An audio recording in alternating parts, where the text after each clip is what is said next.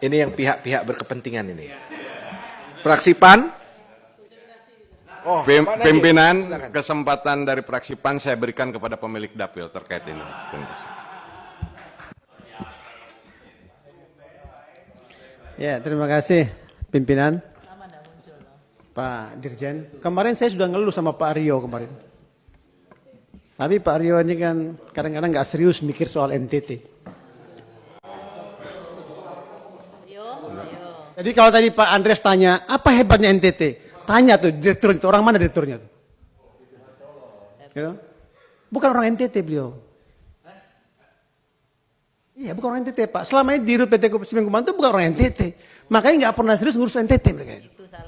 Bagi saya ini Pak Rio, ini bukan cuma soal semen.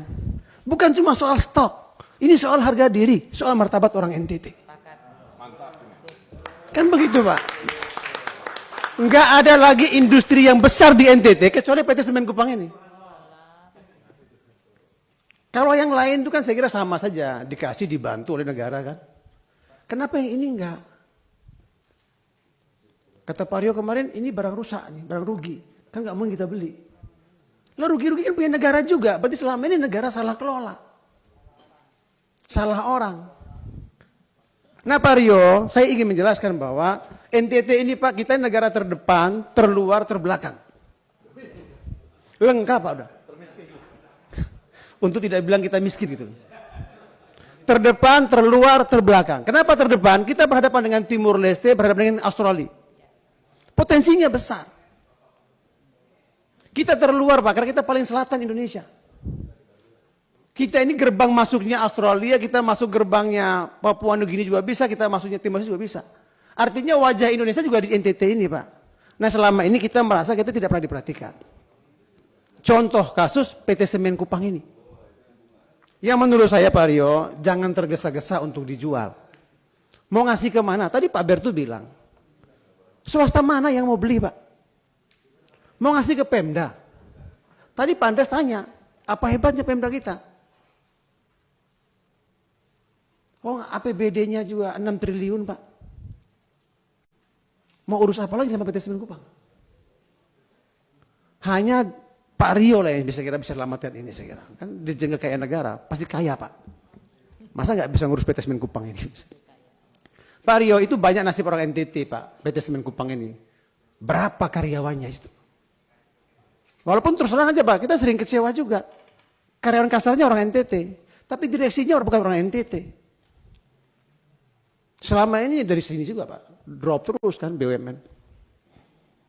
Sehingga kadang-kadang saya merasa, kalau nggak salah Pak direksi ini juga dari Tonasa dulu Pak ya?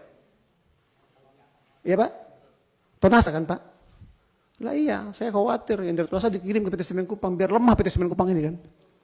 Biar makin melemah Semen Kupang, Tonasa makin banyak masuk Kupang ini. Nah Bapak-Bapak, menurut saya Bapak-Bapak ini perlu dikaji lagi.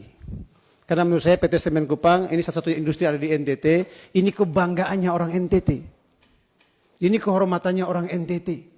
Jangan sampai dianggap bahwa orang NTT ini punya industri satunya kebanggaan ini malah rusak karena tak terurus. Jadi kita mohon betul Pak Dirjen Kekayaan Negara, mohon ini diberi waktu. Karena saya yakin betul Pak, nggak ada swasta yang mau beli. Kalau dikasih ke pemerintah daerah juga tidak sanggup dia ngurusnya. Kecuali Bapak insentif sedikit aja atau sambungkan dia dengan PT Semen Indonesia tadi Pak. Sehingga hidup ini barang Pak. Karena stoknya ada, kan aneh Pak.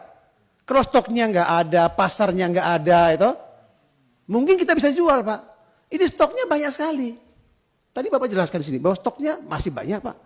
Pasarnya potensial Pak, Timor Leste, Australia, Maluku, Papua. Masa kan aneh Pak selama ini Bapak tidak urus barang kita ini kan. Yang di drop ke tempat kita malah semen-semen yang lain. Kenapa ini tidak dimaksimalkan? Kan untung juga kita Pak, kalau dikerjakan dengan sungguh-sungguh. Nah harapan saya PT Semen Kupang Pak, jangan cuma untuk hidupin orang lain juga Pak. Hidupin NTT. Jadi kalau tadi Pak Andres tanya, apa hebatnya orang NTT? Dengan PT Semen Kupang, banyak menghidupkan orang di luar NTT. Nah itu. Jadi saya kira kita mohon betul soal PT Semen Kupang ini dikasih waktu Pak Rio, dikaji lagi, karena ini martabatnya orang NTT. Dan saya kira potensinya besar, pasarnya juga saya kira bisa kita kembangkan kalau ini kita maksimalkan lagi mesin-mesinnya. Saya kira cukup Pak. Terima kasih Pak Yohan. Wah ini harga martabat. Berikutnya fraksi PPP, Bu Watia.